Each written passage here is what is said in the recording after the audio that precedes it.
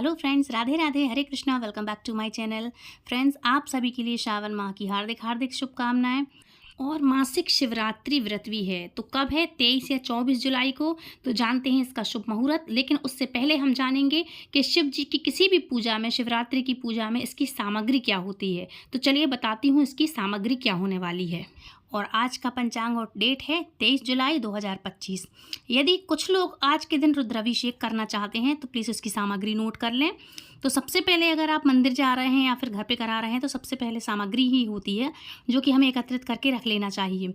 तो जल का लोटा, 21 दाने गेहूं के रखिएगा, 5 कमल गट्टे, 108 चावल के दाने, 21 काली मिर्च, 1 चुटकी काली तिल, 1 धतूरा, 7 बेलपत्र, 11 या 21 या अपनी श्रद्धा के अनुसार समी पत्र रखिएगा।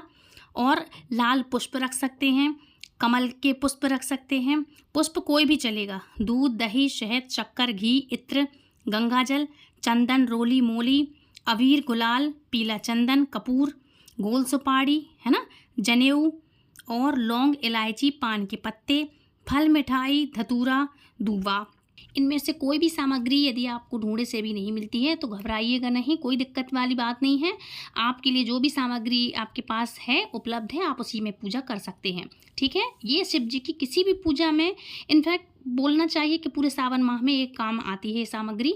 तो आप अगर जो भी सामग्री आपके पास नहीं है तो आप परेशान ना हो, आप इन्हीं सामान में आप पूजा कर सकते हैं। अच्छा, सावन का महीना बहुत ही पवित्र माना जाता है और ये बहुत ही प्रिय होता है बाबा भोलेनाथ के लिए। शिवलिंग पर जल चढ़ाकर लोग व्रत रखते हैं और व्रत रखकर उन्हें रुद्राभिषेक भी करते हैं भोलेनाथ का, और इससे भगवान बहुत ही प्रसन्न होते हैं और उनकी कृपा पाने का प्रयास करते हैं लोग। इसी के कारण पूरे महीने में सबसे विशेष दिन होता है सावन शिवरात्रि का, जो कि कृष्ण पक्ष की चतुर्दशी तिथि को आता है। और यह दिन फाल्गुन शिवरात्रि के बाद सबसे पहले शक्तिशाली और सबसे फलदायक व्रत माना जाता है।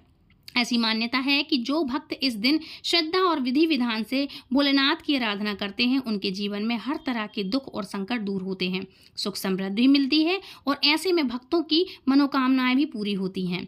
शिव पुराण के अनुसार इस दिन माता पार्वती की पूजा भी भोलेनाथ के साथ साथ करनी चाहिए। इनफैक्ट मैंने तो हर वीडियो में बताया है कि शिव जी के साथ उनके शिव परिवार की, पूरे शिव परिवार की पूजा करनी चाहिए।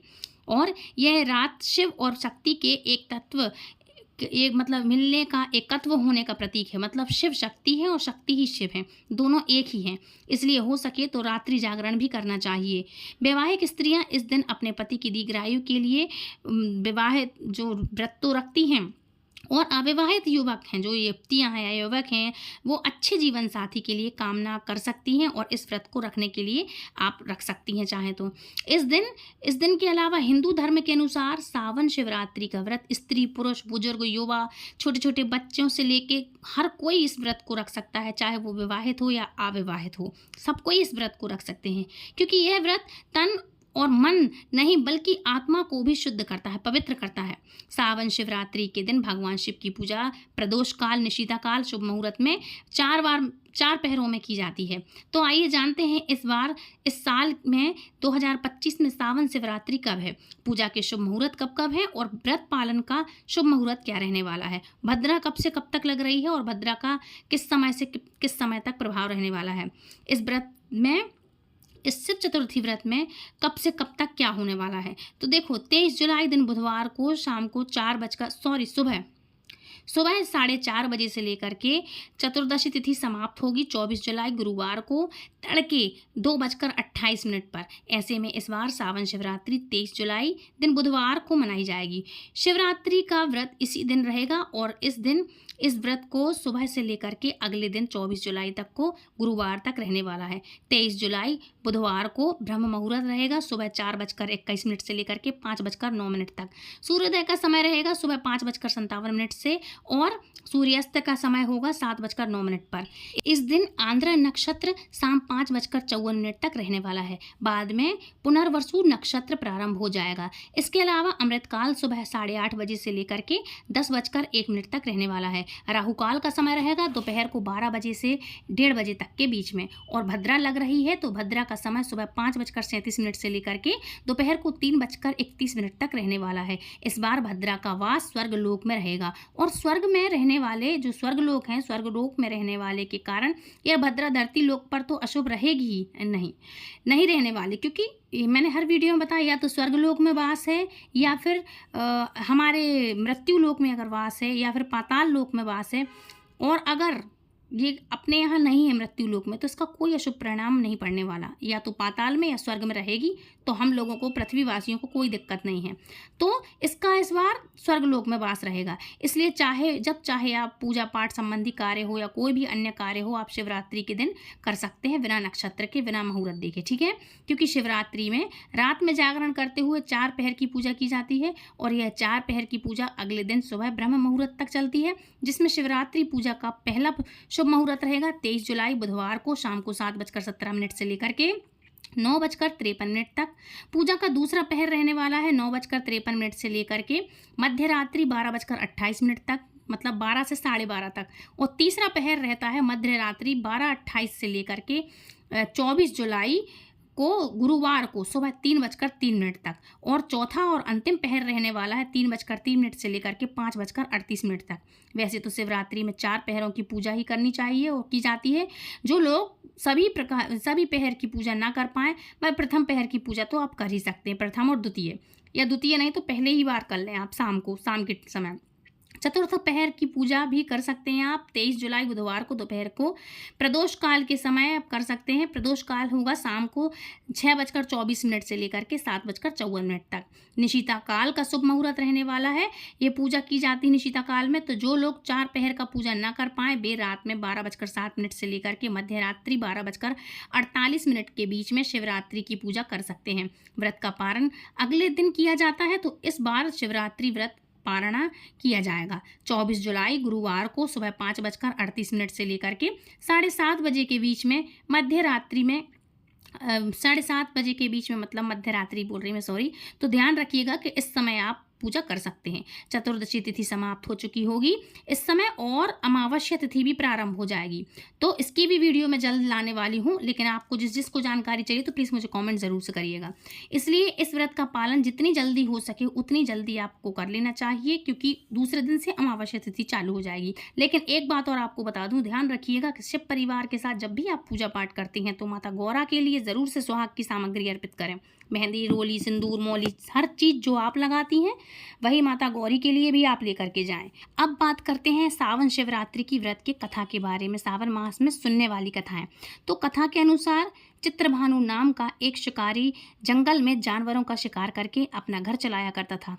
शिकारी के ऊपर साहूकार का बहुत सारा कर्ज था और कर्ज ना चुका पाने के कारण एक दिन साहूकार क्रोधित हो गया।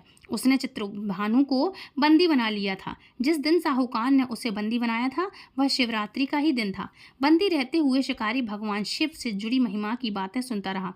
वहीं उसने शिवरात्रि का व्रत की कथा भी सुनी। शिकारी का पूरा दिन ऐसे ही गुजर गया। शाम को साहूकार ने चित्रभानु को कर्ज चुकाने के लिए 1 दिन का समय दिया और उसे छोड़ दिया। कर्ज चुकाने के लिए चित्रभानु ने पूरा दिन बिता दिए बिना कुछ खाए पिए। जंगल में ही वह शिकार के लिए ढूंढता हुआ बिना कुछ खाए पिए उसने पूरा दिन बिता दिया। उस शिकारी ने एक पेड़ पर मचान बनाने के लिए पेड़ की कुछ टहनियाँ तोड़ी और सहयोग से बेलपत्र के कुछ पत्ते शिवलिंग पर जा गिरे। इस प्रकार शिवजी ने शिकारी के दिन भर भूखे प्यासे रह करके अनजाने में ही सही तरीके से शिवरात्रि का व्रत भी उसका हो गया और शिवलिंग पर बेलपत्र भी उसके अर्पित हो गए। रात्रि का 1 पहर बीतने के बाद एक गर्भिणी मृगी आई और तालाब किनारे पानी पीने के लिए पहुंची। शिकारी ने उसे मारने के लिए अपना धनुष उठाया तो सहयोग से फिर से उसके हाथ के धक्के से कुछ पत्ते जल की बूंद में नीचे गिरे। जल की बूंदें नीचे गिरने बूंदें नीचे बने शिवलिंग पर गिर गईं, क्योंकि नीचे शिवलिंग था और पत्तों पे पानी था तो वो शिवलिंग पर गिर गईं और अनजाने में ही सही शिकारी की प्रथम पहर की पूजा संपन्न हो गई। मृगी शिकारी को देखकर बोली कि मैं गर्भ से हूँ और शीघ्र ही प्रसव करूँगी।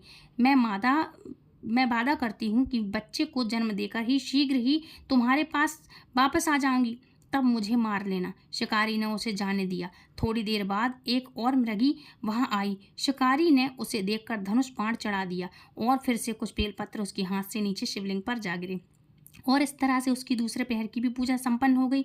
इस मृगी ने भी विनम्रता पूर्वक शिकारी से निवेदन किया कि मैं थोड़ी देर पहले ऋतु से निवृत्त हुई हूँ, अपने प्रिय की तलाश कर रही हूँ। मैं वचन देती हूँ कि अपने पति से मिलकर शीघ्र ही वापस आ जाऊंगी, तब मुझे मार लेना। शिकारी ने उसे भी जाने दिया। अब रात्रि का आखिरी पहर बीतने को था। फिर एक और मृगी अपने बच्चों के साथ उधर से निकली। शिकारी ने उसे मारने के लिए तुरंत ही धनुष पर तीर चढ़ा दिया। ये देखकर मृगी बोली, मैं इन बच्चों को इनके पिता को सौंप कर वापस लौट आऊंगी, तब तुम मुझे मार लेना। शिकारी ने उसे भी जाने दिया। शिकार न पाने के कारण शिकारी परेशान हो गया और पेड़ पर बैठा बैठा कुछ बेलपत्र तोड़ तोड़ कर नीचे फेंकता जा रहा था। इस प्रकार से उसके हाथों से तीसरे पहर की भी पूजा स्वतः ही संपन्न हो गई। सुबह होने को था कि तभी एक मृग उस रास्ते पर आया। अब शिकारी ने सोचा कि चाहे कुछ भी हो जाए, इस बार वो शिकार की नहीं सुनेगा। शिकारी को देखकर मृग ने कहा कि यदि तुमने मुझसे पहले आने वाली 3 मृगियों और उनके बच्चों को मार डाला है, तो मुझे भी शीघ्र मार दो, क्योंकि मैं उन मृगियों का पति हूँ। यदि तुमने उन्हें जाने दिया है तो मुझे भी कुछ समय के लिए जीवन दान दे दो। मैं वादा करता हूँ कि उनसे मिलकर तुम्हारे पास उपस्थित मैं हो जाऊँगा। शिकारी ने भी उसे भी जाने दिया। जाने अनजाने में ही उससे शिवजी के द्वारा उपवास, रात्रि जागरण और शिवलिंग की पूजा हर चीज टाइम पे हो गई और शिवलिंग पर बेलपत्र चढ़ाने से उसका हिंसक हृदय अब निर्मल हो गया था। थोड़ी देर में वह मृग अपनी पत्नियों के साथ शिकारी के सामने उपस्थित हो गया।